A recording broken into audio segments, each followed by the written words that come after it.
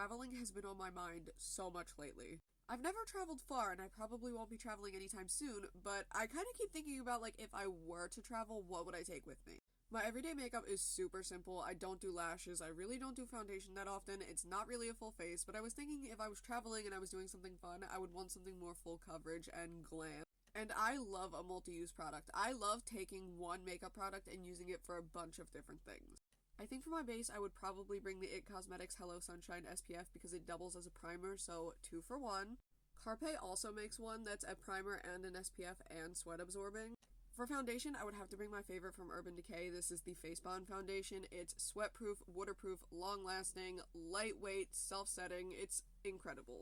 Not this shade specifically, but the LA Girl Pro Concealer because it's really good for an eye base and also a concealer, obviously. My shade is Porcelain, but this is Flat White. This one I just used for an eye base. LA Colors contour sticks, they're $1.25, they have a bunch of different shades, and this one is light enough that it actually could double as a color corrector or a concealer. I have used it as a concealer.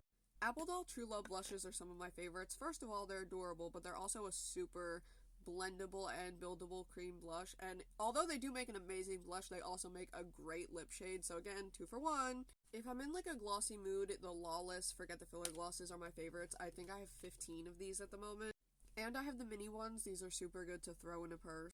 If I'm taking an eyeshadow palette, it's probably going to look something like this, but maybe a little bit smaller, so I have options for my eyeshadow, but also I could have like a black to smoke out a wing. I could have options for highlighters and blushes and contours.